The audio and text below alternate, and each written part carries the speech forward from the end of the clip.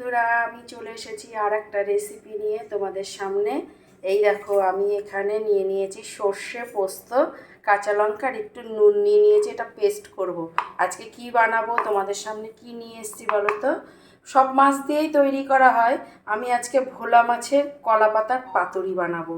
চলো দেখতে থাকো। এগুলো আগে পেস্ট করে নিই, সাথে থেকো কিন্তু, মিক্স করো না, একটু দেখো, ভালো লাগবে আশা রাখছি। সব মাছ দিয়ে করতে পারো, আমি আজকে ভোলা মাছ দিয়ে করব। চলো দেখো, কলা পাতাটা একটুখানি তেল মাখিয়ে নিয়ে, সর্ষের তেল মাখিয়ে নিয়ে একটু গরম করে নিচ্ছি, যাতে পাতাটা নরম হয়, না ভেঙে যায়। এই পাতুরি করার জন্য এই কলা পাতাটা এইভাবে করে নিচ্ছি, সাথে থাকো। দেখো, ফ্রাই প্যানের মধ্যে আমি কলা পাতাটা সেট করে দিচ্ছি। দেখতে থাকো কীভাবে করছি। ডবল করে পাতা দিচ্ছি কিন্তু, কারণ এর মধ্যে মশলা দিয়ে মাখিয়ে তারপরে তো দিতে হবে। এই দেখো, এই মাছের মধ্যে আমি নুন হলুদ মাখিয়ে রেখে দিয়েছিলাম। তার মধ্যে এই যে পোস্ত, সর্ষে আর কাঁচা লঙ্কা দিয়ে দিচ্ছি, দিয়ে ভালো করে মাখিয়ে নেবো আগে। তারপরে ওই পাতার মধ্যে দেব। সর্ষের তেল দিতে হবে এর মধ্যে। লবণ পেস্ট করার সময় অল্প করে লবণ দিয়েছিলাম। লবণটা আমরা আন্দাজ মতো দেবো, তোমরাও কিন্তু আন্দাজ মতো দিও। এ দেখো, সর্ষের তেল দিয়ে সব মাখিয়ে নিলাম। এবার এই পাতার মধ্যে দিয়ে দিতে হচ্ছে, সাজিয়ে দিয়ে দেবো। দারুণ টেস্ট হবে। তোমরা যে কোনো মাছের করতে পারো। আমি আজকে ভোলা মাছ এনেছিলাম, এই ভোলা মাছের এটা দিয়েই করলাম। সর্ষের তেলটা কিন্তু একটু বেশি লাগবে।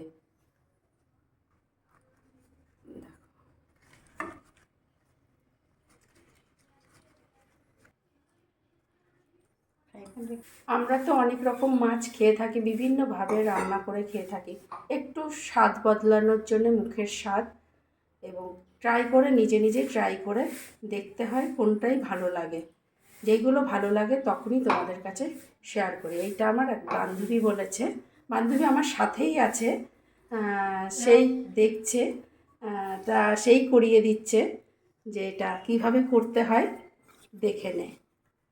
ওই জন্য মুখটা আর দেখাচ্ছি না, কাজটা দেখো। আবার সর্ষের তেল দিয়ে দিচ্ছি। দেখো, সর্ষের তেলটা কিন্তু একটু বেশি লাগবে।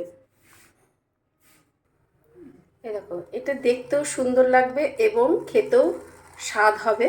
আমি 3টে কাঁচা লঙ্কা দিয়ে দিচ্ছি। আর আমি গ্যাসের উপরে বসিয়ে দিয়েছি। এইভাবে প্রথমে একটু হাই ফ্লেমে দেবো, তারপরে মিডিয়াম টু লোয়ে দিয়ে এটাকে ভাপে বসাবো। আমি কিছুক্ষণ থাকার পরে আবার উল্টে দিলাম। এই দেখো, লাল লাল হয়ে গেছে। দুপিটি এইভাবে একটু রেখে ওটাও লাল করে নেবো। ওই পিঠটা একটু বাদে 5 থেকে 7 মিনিট রাখবো, রেখে নামিয়ে ফেলবো। কেমন লাগলো বন্ধুরা অবশ্যই জানিও। পাশে আমার ঘুগনির মটরের সিটি পড়ছে, প্রেসারে দিয়েছি, সেই জন্যে আওয়াজটা পাচ্ছ। তাহলে কেমন লাগলো অবশ্যই জানিও।